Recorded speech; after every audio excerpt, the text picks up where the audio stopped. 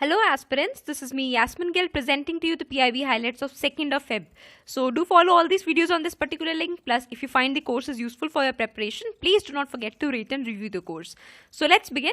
Firstly, we have under society related issues Center of Integrative Oncology. Oncology is study related to cancer. So this institute is to come up at Noida with collaboration with America. Next, we have Health Ministry has notified medical devices rules. So let's go through the important points in this notification. Firstly, we are trying to harmonize our own laws in conformity with the global laws. So Global Harmonization Task Force Framework. See, what is the issue right now with medical devices is that only 15 categories of medical devices are right now regulated as drugs. So overall what happens is that medical devices such as stents, etc., they are not available to people. There are many regulatory bottlenecks as well because very less of them are classified as drugs. Therefore, there are separate rules for pharmaceutical sectors and separate for medical devices. So, there is a lot of regulatory bottleneck plus availability is not ensured. So, in that context, what is government trying to do is that it is trying to harmonize our own rules with global rules. How? See, there will be different classes as per the risk. So we have class A with the lowest amount of risk and class D with the highest amount of risk. Obviously, manufacturers will have to comply with this risk requirements. And how will this be checked? So there will be notified bodies who will be checking whether manufacturers comply with these rules or not. Further, these notified bodies would be accredited by National Accreditation Board for certification bodies. Also, these notified bodies will be mainly checking the low risk components, that is class A and class B category. But at times they might be called upon to assist for regulation of C and D, that is high risk components also. Also the class A components, that is the lowest one, can go on without prior audit. That is the manufacturing can be done without prior audit. But yes, post the manufacturing audit can be done.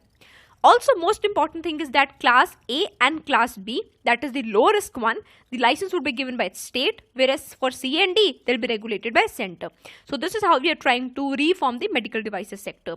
Also, for the first time, what has been done is that we have removed the requirement of the periodic renewal of licenses. Next.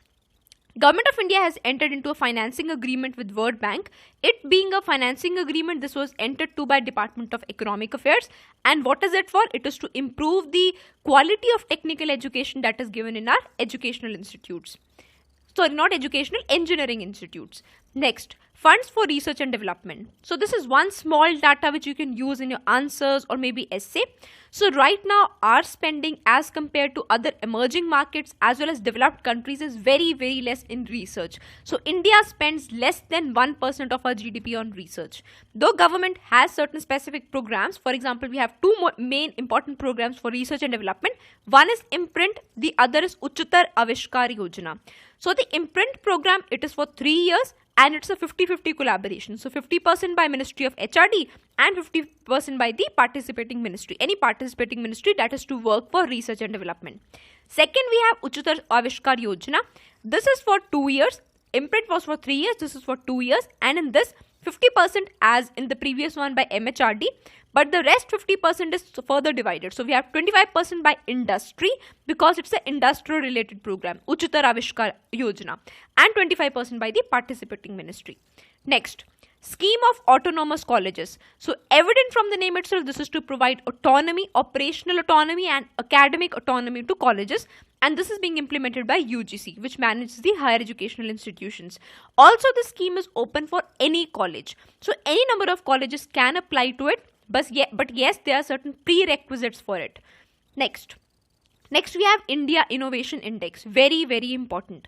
So who has come up with it? Niti Aayog, Department of Industrial Policy and Promotion, which comes under Ministry of Commerce, plus CII, that is Confederation of India Industry. So these three bodies have come up in a collaboration to come up with this India Innovation Index. So what it will be doing is it will rank states on innovation, and it is the first such online innovation index portal. Consultations have been taken with various other bodies. You need not do all the other bodies. Just do remember that this is in collaboration or in harmony with the Global Innovation Index. Plus, simultaneously, India's specific parameters are also added. So this is somewhat like we had in National Institution Ranking Framework, India specific parameters as well. So similarly, in India Innovation Index, we also have India centric parameters. As far as the knowledge about Global Innovation Index is concerned, it is published by World Intellectual Property Organization, Cornell University, INSEED. INSEED is a graduation business school. It's a B school. With CII, that is Confederation of Indian Industry, as the knowledge partner. So we have 4 bodies commonly coming up with the Global Innovation Index. And in 2016, India's rank in it was 66th.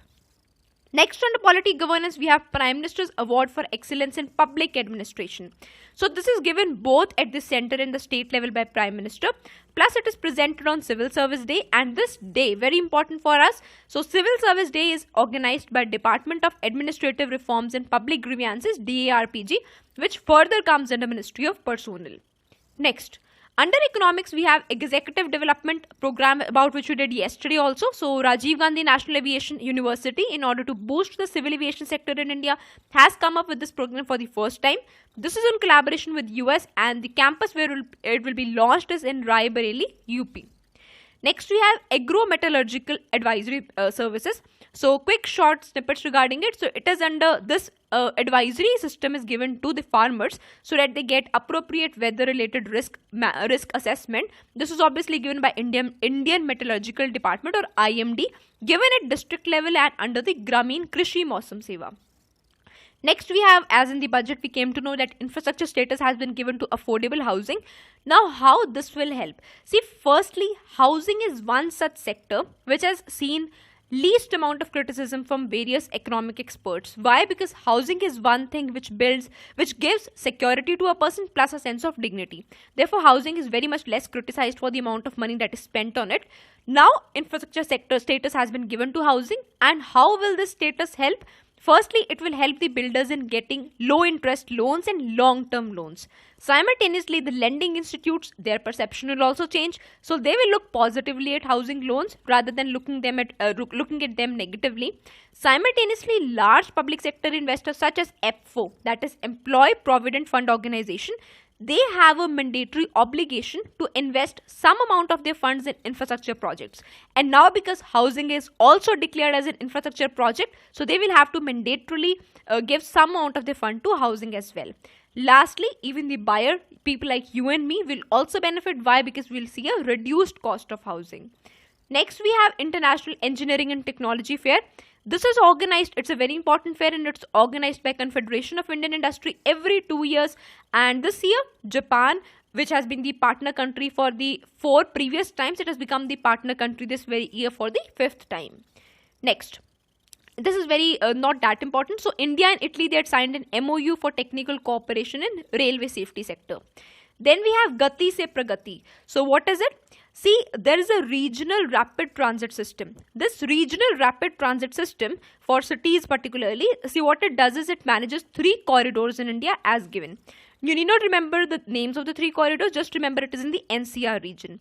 So this program, that is the regional rapid transit system, it is executed by an NCR Transport Corporation. So Gati se Pragati is the tagline of NCR Transport Corporation. Next, we have under Science and Tech Kundakulam units. So we know Kundakulam is very famous for its nuclear reactors.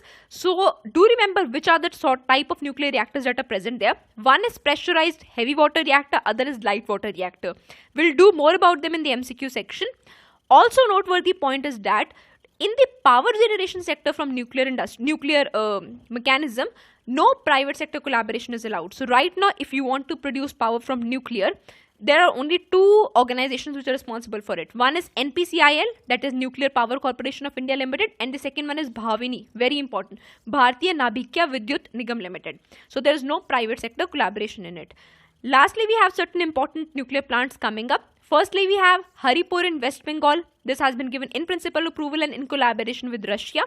In case this is not executed, so there's an alternative at Kavalli in Andhra Pradesh, and this is again in collaboration with Russia.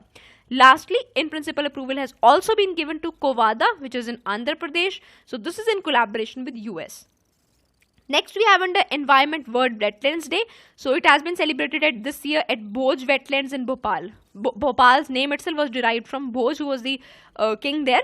Bhoj, so Bhoj Wetlands, it has been celebrated there with the theme Wetlands for Disaster Risk Reduction. So we are trying to integrate 2 things. One is wetland conservation and second one is disaster management. Also, do remember these small facts regarding to wetlands, which I am sure you must be already aware of. Plus, do remember that National Biodiversity Authority is headquartered in Chennai. Next, we have how are the wetlands important. So this is important. So we'll go through small points. One is very famous and very visible. That is the biodiversity that is present, particularly the migratory birds. So it is very famous for its extensive food chain and biological diversity, and therefore they are known as biological supermarkets. Plus, in India particularly, we have cultural heritage attached to certain wetlands as well. Other than that, if you look at the environmental benefits, wetlands are very important. Why? Because they help us in protection against floods and droughts both. How? Because during the rainfall season, the excess water is absorbed by them as sponges do, and while in the lean season of rainfall, that is when the rainfall is not that much, slow release of water is done. So this is how floods as well as the droughts, both proofing is done, drought proofing as well as flood proofing. Simultaneously, it helps in cleansing the polluted water, also protecting shorelines from sudden upsurge of water. So this is how wetlands are very important, and their importance can be equally gauged from the fact that the Chennai floods that took place last year, that is in 2015, had one of their causes because there was not proper conservation of wetlands that was taken place that had taken place. Then we have Indian government, particularly Ministry of Environment and Forest, have also recognized the importance, and we have come up with 2 programs as well. Next, we have these MCQs which are asked in today's MCQ session. One is related to the upcoming Payment Regulatory Board. Then we have NK Sinha Committee's recommendations, and then we have Foreign Investment Promotion Board. So do go through these MCQs, and in case you find them useful, please do not forget to rate and review the MCQ course. So friends, that's it for today. In case you find this course, that is PIB Highlights, useful, do not forget to rate and review the same. Thank you so much.